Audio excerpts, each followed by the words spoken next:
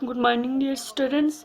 आज हम पढ़ेंगे आइसोलेटिंग मैकेनिज्म। ठीक है, आज का हमारा टॉपिक होगा आइसोलेटिंग मैकेनिज्म। ठीक है, isolating mechanism means any factor, कोई भी एक ऐसा मतलब फैक्टर जो कि इंटरब्रीड होने से बचाता है, मींस जो कि जो related group of living organism से, ठीक है, उनके अंदर क्या होने से बचाता है, मिक्सिंग ऑफ जीन्स होने से बचाता है, प्रिवेंट करता है। ठीक है, any factor which reduces the chance of interbreeding between the related group of living organism is known as an isolating mechanism. ठीक है, अब आइसोलेटिंग मैकेनिज्म जो है बायोलॉजिकल स्पीशीज कंसेप्ट में बहुत ही इम्पोर्टेंट एक टॉपिक है। क्योंकि जो स्पीशीज होता है, जो सेक्सुअल ऑर्गेनिज्म के जो स्पीशीज होता है, इनमें क्या होता है, आइसोलेटिंग मैकेनिज्म में रिप्रोडक्टिव आइसोलेशन आता है। ठीक है, वो एक दूसरे के साथ जो रिलेटेड ऑर्गेनिज्म से, लिविंग ऑर्गेनिज्म से, उनमें क्या नहीं होता है, रिप्रोडक्शन नहीं होता है। ठीक है, उस फैक्टर को, बहुत सारे ऐसे फैक्टर है जो कि रिप्रोडक्शन होने नहीं देता है रिलेटेड लिविंग ऑर्गेनिजम्स के बिटवीन, बहुत सारे क्या है ऐसे फैक्टर्स से। तो आइसोलेटिंग मैकेनिज्म मीन्स वो फैक्टर्स, एनी फैक्टर्स, वो फैक्टर जो कि मतलब related groups of living organism में इंटरब्रीडिंग होने नहीं देता है। ठीक है, ठीक है, यहाँ पे जीन का मिक्सचर होने नहीं देता है, रिप्रोडक्टिवली आइसोलेट करता है, एक दूसरे को रिप्रोडक्टिवली आइसोलेट करता है। Any factor which reduce the chance of interbreeding between the related group of living organism is known as isolating factor. तो हम लिख सकते हैं any factor which reduces the chance of interbreeding between the related groups of living organism is known as, is called as isolating mechanism. तो isolating mechanism में क्या होता है, जीन मिक्सचर लेक होता है, जीन मिक्सचर होने नहीं देता है। ठीक है, इंटरब्रीड होने नहीं देता है, जो रिलेटेड ऑर्गेनिज्म से इनमें इंटरब्रीड होने नहीं देता है।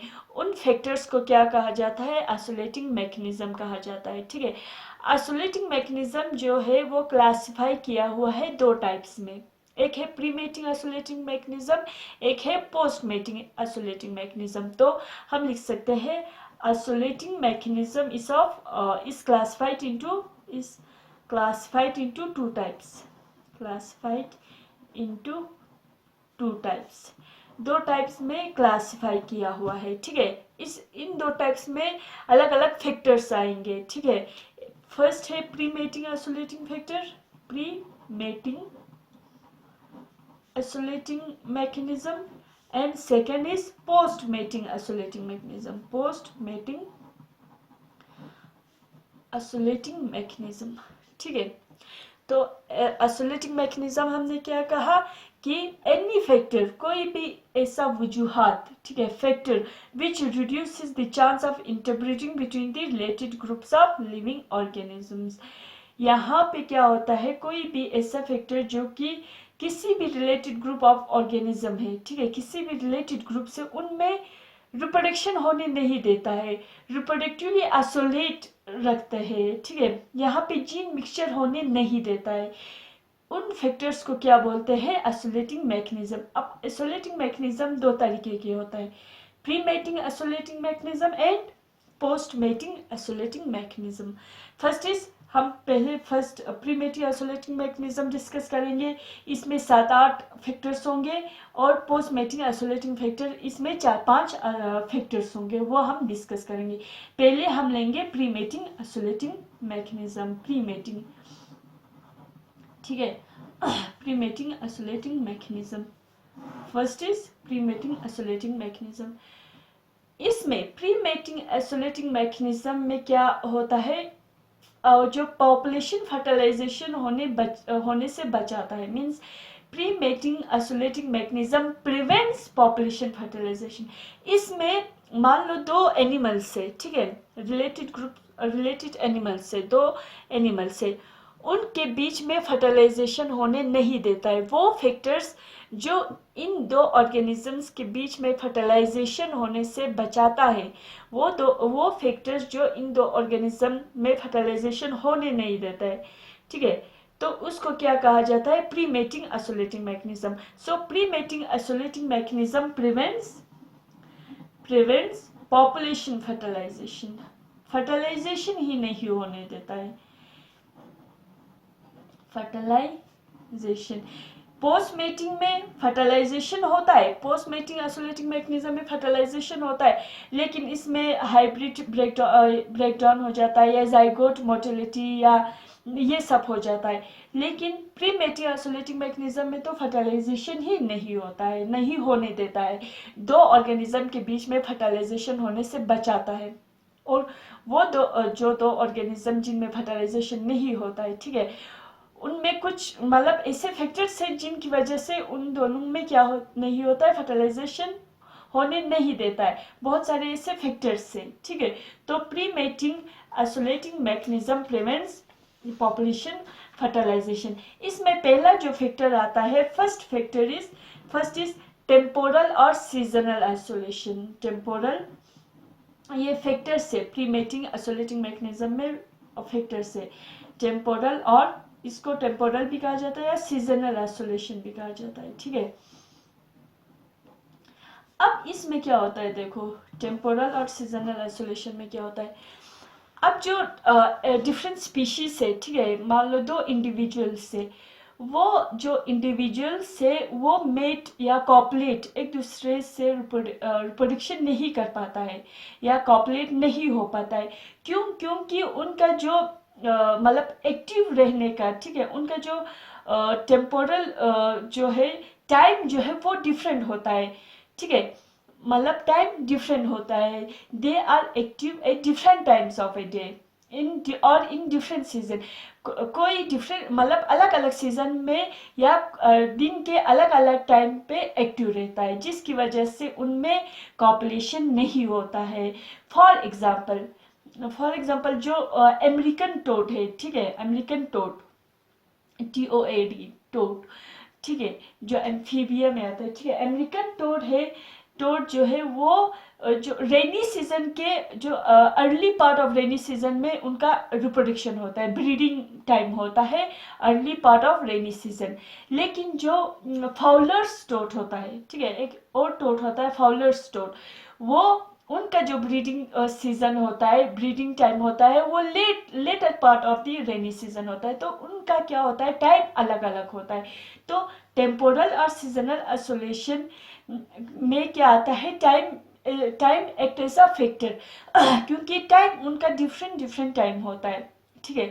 मान लो अगर ये दो इंडिविजुअल, ठीक है, जो अमेरिकन टोड और फाउलर्स टोड, अगर ये दोनों कॉपलेट करना चाहे तो ये कॉपलेट नहीं हो पाता है। क्योंकि अमेरिकन टोड का ब्रीडिंग मतलब जो टाइमिंग अलग होता है और फाउलर्स टोड का ब्रीडिंग टाइमिंग अलग होता है। तो जो टेम्पोरल और सीजनल आइसोलेशन में क्या होता है, the individuals are active at different times of a day or in different seasons, ठीक है। तो ये इसलिए इनमें मेटिंग या कॉपलेशन नहीं होते हैं, ठीक है। तो हम लिख सकते हैं इसमें individuals of different species do not mate because they are active at different times of a day, ठीक है। individuals of different species do not mate because they are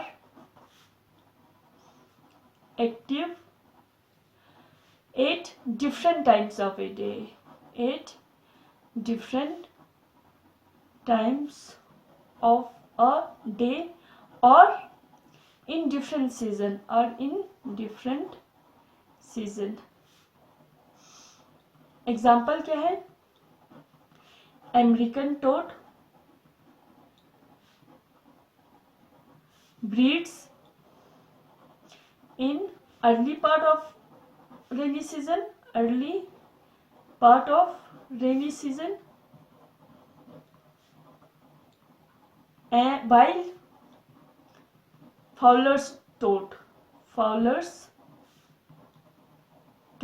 breeds in later part of rainy season, later part of rainy season. तो ये जो temporal या seasonal isolation है वो एक factor है. सेकंड फैक्टर है इकोलॉजिकल या हैबिटेट आइसोलेशन. इकोलॉजिकल और habitat isolation. Habitat means the space, ठीक है, the space in which the living organism lives, ठीक है, उनका जो रहने की जगह, ठीक है. आइसोलेशन ये भी हैबिटेट या इकोलॉजिकल आइसोलेशन भी एक फैक्टर है जिसकी वजह से दो इंडिविजुअल्स में ब्रीडिंग या मेटिंग या कॉपुलेशन नहीं हो पाता है, ठीक है. रिप्रोडक्टिव आइसोलेशन होता है, ठीक है. मतलब हम कह सकते हैं इकोलॉजिकल और हैबिटेट आइसोलेशन में कि reproductive isolation due to differences in their habitat, ठीक है. हैबिटेट मतलब जगह अलग अलग होने की वजह से, दो इंडिविजुअल्स की जगह, रहने की जगह अलग अलग होने की वजह से इनमें क्या होता है, रिप्रोडक्शन नहीं हो पाता है, ठीक है, इनमें कॉपुलेशन नहीं हो पाता है. तो reproductive isolation due to differences in their habitat, due to differences in their habitats. Example क्या है? जो पिग फ्रॉक है, ठीक है, इन पिग फ्रॉक और जो गोफर फ्रॉक है, दो फ्रॉक होता है, पिग फ्रॉक और गोफर फ्रॉक. इनका जो इन दोनों के बीच में रिप्रोडक्शन नहीं होता है, इन दोनों के बीच में कॉपुलेशन नहीं होता है, मेटिंग नहीं होता है. क्यों? क्योंकि इनका पिग फ्रॉक का जो जगह होता है, रहने का जगह अलग होता है, और गोफर फ्रॉक का रहने का जगह अलग होता है, तो वो कभी मिलते ही नहीं. जो पिग फ्रॉक होता है वो डीप वाटर में पाए जाते हैं, जैसे कि डीप पॉन्ड्स में, लेक्स में, मतलब बिल्कुल डीप, ठीक है, उनमें पाया जाता है. और जो गोफर फ्रॉक है वो बिल्कुल सरफेस ऊपर पाया जाता है, शेलो वाटर में पाया जाता है. So pig frog and gopher frog are ecologically isolated. तो हम लिख सकते हैं pig frog found in deep ponds, lakes, etc. and gopher frog found in या breed in shallow water. Shallow means बिल्कुल ऊपर, shallow water. These are ecologically isolated.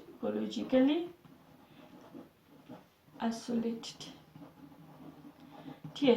तो ये भी इकोलॉजिकल या हैबिटेट आइसोलेशन भी एक फैक्टर है जहाँ पे दो ऑर्गेनिजम्स क्या नहीं कर सकते, एक दूसरे के साथ कॉपरेट नहीं कर सकते, क्योंकि उनके जो रहने का जो जगह है, ठीक है, उसमें डिफरेंसेस आता है. डिफरेंसेस इन देयर हैबिटेट में डिफरेंसेस आ जाता है. जो third pre mating isolating mechanism में जो थर्ड फैक्टर है ज्योग्राफिकल आइसोलेशन, ठीक है. थर्ड जो फैक्टर है ज्योग्राफिकल आइसोलेशन. हम प्री मेटिंग पढ़ रहे हैं पहले, ठीक है. ज्योग्राफिकल आइसोलेशन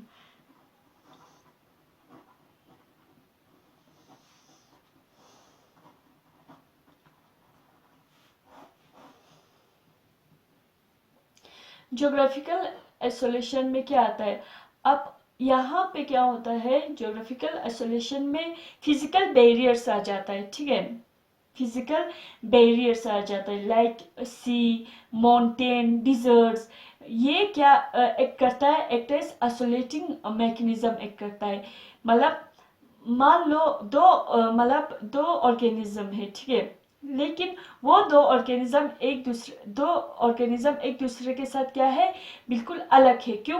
क्योंकि उन दोनों के बीच में बहुत सारे मतलब या तो माउंटेन आ जाता है, या सी आ जाता है, या डिजर्ट आ जाता है, जिसकी वजह से वो एक दूसरे के साथ कभी मिल ही नहीं सकते, कभी कॉपरेट नहीं कर पाता है। ठीक है, it is the geographical isolation is the inability of related group of living organism to reproduce due to some physical barriers. उनमें फिजिकल बैरियर्स आ जाता है, like sea, like mountain, like deserts. तो ये है ज्योग्राफिकल आइसोलेशन। यहाँ पे क्या होता है, मतलब जो related group of living organism से, रिलेटेड ऑर्गेनिज्म से उन दोनों के बीच में रिप्रोडक्शन नहीं होता है due to physical barriers like mountains, like deserts, like sea. ठीक है, तो फॉर एग्जाम्पल जैसे कि इस्थमस ऑफ पनामा है, एक नेरो स्ट्रिप ऑफ लैंड है। ठीक है, एक लैंड है इस्थमस ऑफ पनामा। ठीक है, ये एक लैंड है, नेरो स्ट्रिप ऑफ लैंड है, जो कि आइसोलेट करता है दो मतलब वाटर को। ठीक है, एक कैरिबियन सी को आइसोलेट करता है, दूसरा पैसिफिक ओशन को। मतलब उन दोनों के बीच में ये इस्थमस ऑफ पनामा है।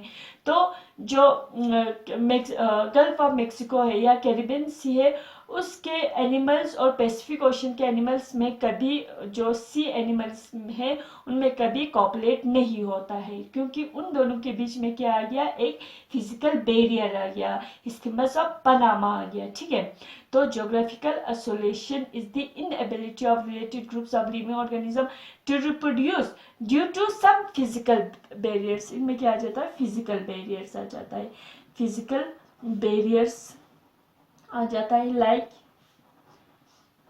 सी, mountain, desert, mountains, desert extra. ठीक है, example, physical barriers act as a isolating mechanism. Example, Isthmus of Panama. Isthmus of Panama. Isthmus of Panama isolates the related species of marine animals of Gulf of Mexico and Pacific Ocean. Mexico and Pacific Ocean. Pacific ocean और gulf of Mexico के बीच में ये isthmus of Panama आ जाता है, जिसकी वजह से जो पैसिफिक ओशियंस और गल्फ ऑफ मेक्सिको के बीच में जो रिलेटेड ग्रुप ऑफ ऑर्गेनिजम्स है उनमें कॉपलेट नहीं होने देता है। तो ये है ज्योग्राफिकल आइसोलेशन। प्री मेटिंग में जो हमारा थर्ड आइसोलेशन है, geographical isolation. Fourth is mechanical isolation.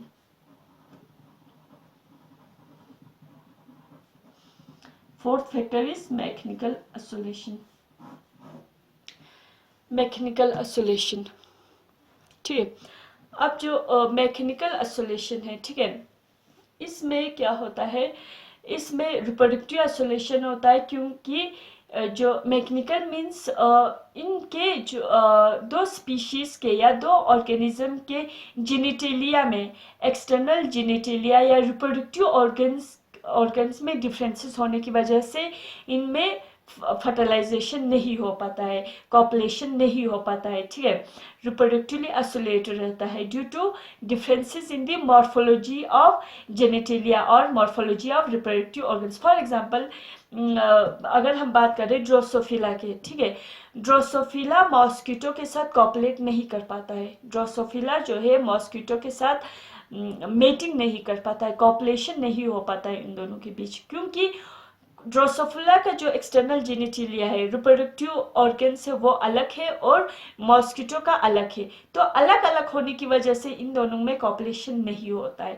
तो ये एक मैकेनिकल आइसोलेशन है। तो mechanical isolation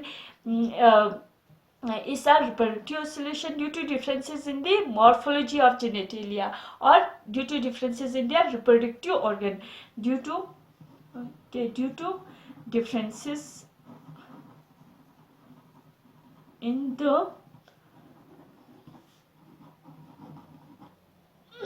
the reproductive organs. ठीक है, example Drosophila cannot copulate with mosquitoes due to differences in external genitalia.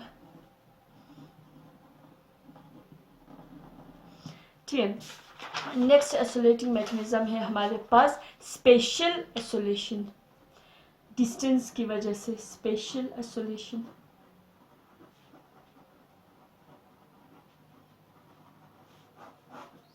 ठीक है, स्पेशल आइसोलेशन मीन्स डिस्टेंस, मतलब यहाँ पे क्या होता है, इंडिविजुअल एक दूसरे के साथ मेट नहीं कर पाता है, कॉपलेट नहीं कर पाता है। ठीक है, क्योंकि the individuals isolated by a long distance and are unable to breathe due to their inability to cover great distances. ठीक है, तो यहाँ पे इंडिविजुअल्स एक दूसरे के साथ मतलब कॉपरेट नहीं कर पाते, क्योंकि वो एक दूसरे से बहुत दूर, मतलब बहुत दूर पे होता है। ठीक है, लॉन्ग डिस्टेंस पे आइसोलेट होता है। ठीक है, जिसकी वजह से वो इंडिविजुअल वहां तक पहुंचने के लिए नहीं पहुंच पाता है। ठीक है, उस मतलब दूसरे इंडिविजुअल के जगह तक नहीं पहुंच पाता है। ठीक है, in this the individual isolated by a long distance and are unable to breathe due to the inability to cover great distances. ठीक है, तो यहाँ पे इस आइसोलेशन को क्या कहते हैं, स्पेशल आइसोलेशन। तो हम लिख सकते हैं individuals isolated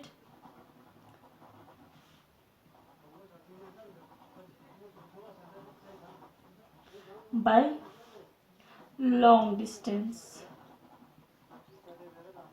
are unable to breathe due to their inability to cover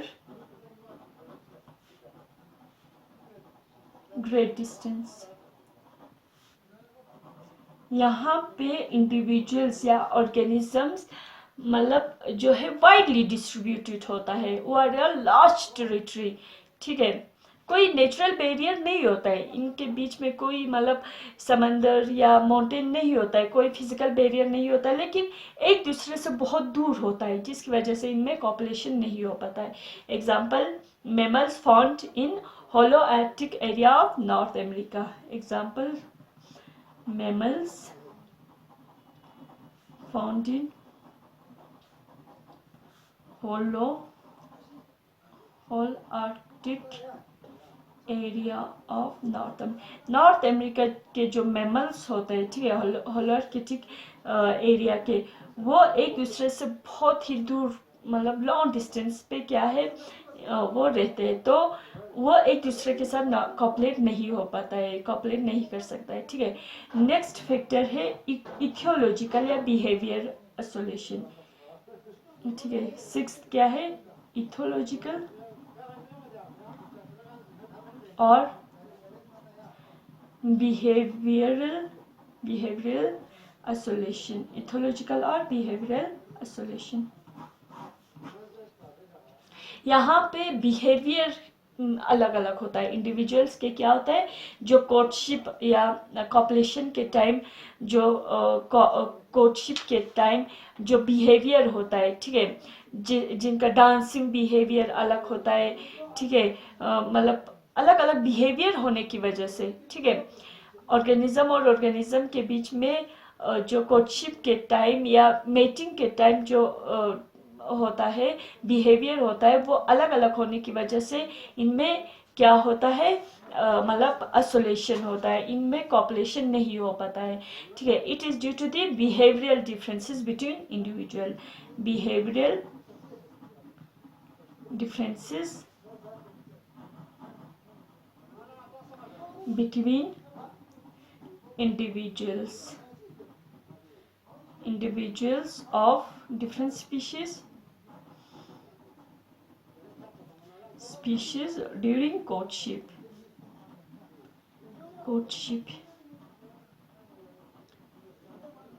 for example जो स्टेकल बैक जो होता है फिश, ये एक स्टेकल बैक क्या है, फिश है, कार्टिलेजिनस फिश है, ठीक है।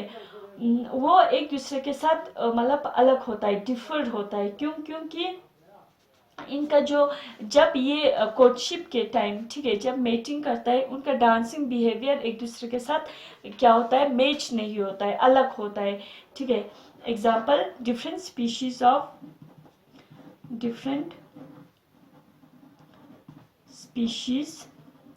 ऑफ स्टेकल बैक, ये क्या है, फिश है, ठीक है। स्टेकल बैक क्या है, ये फिश है। Back differ from one another, differ from one another in their mode of, ठीक है, in their mode of courtship dancing behavior, in their mode of nest building या mode of nest building and courtship dancing behavior.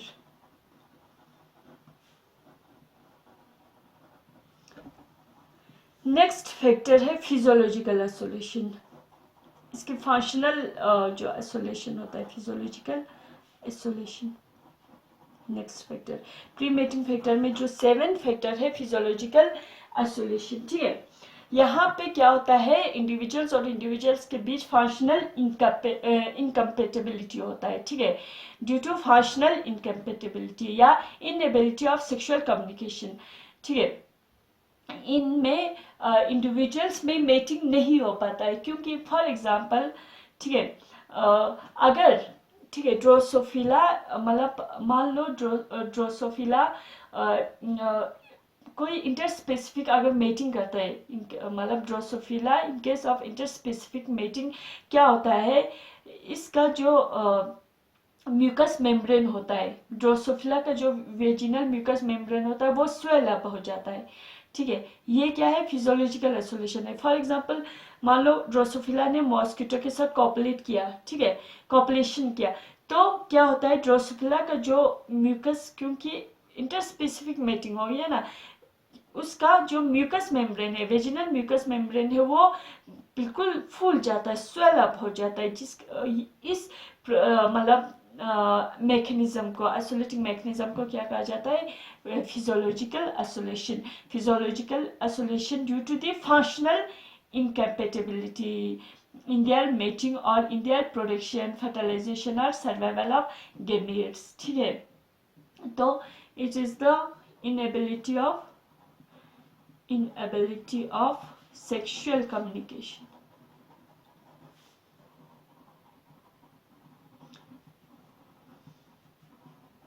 Sexual communication. Example, prolonged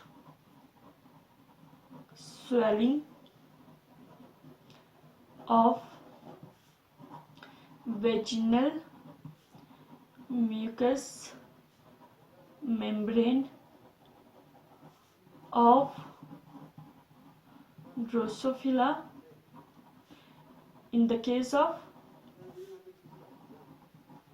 interspecific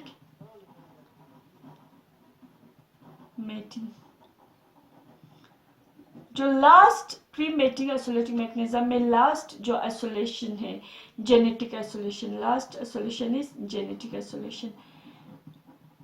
इसमें क्या होता है, genetic isolation में दो individuals या दो रिलेटेड ग्रुप ऑफ इंडिविजुअल्स एक दूसरे के साथ मेटिंग नहीं कर सकता है, ठीक है, मेटिंग इनएबिलिटी होता है या मेटिंग नहीं हो पाता है, क्योंकि एक में, ठीक है, एक इंडिविजुअल अगर नॉर्मल है तो दूसरे इंडिविजुअल में म्यूटेशन आ जाता है, ठीक है, इंडिपेंडेंट जीन म्यूटेशन हो जाता है, जैसे कि स्ट्रक्चरल म्यूटेशन या स्ट्रक्चरल या फंक्शनल कैरेक्टर्स में म्यूटेशन, मान लो म्यूटेशन आ गया एक इंडिविजुअल के जीन में, ठीक है, फंक्शनल और स्ट्रक्चरल कैरेक्टर के जीन में अगर म्यूटेशन है तो वो दूसरे इंडिविजुअल के साथ मेटिंग नहीं हो पाता, क्योंकि उसके जीन में क्या आ गया है, म्यूटेशन आ गया है। तो genetic isolation is the mating inability between the members of related species due to interspecific sterility due to accumulation of the independent gene mutation for structural and functional characters. ठीक है, gene mutation की वजह से इसमें क्या आता है, isolation आता है. तो यहाँ पे हमारा pre mating isolating mechanism complete हो जाता है. फिर नेक्स्ट क्लास में हम पढ़ेंगे post mating isolating mechanism. Thank you very much.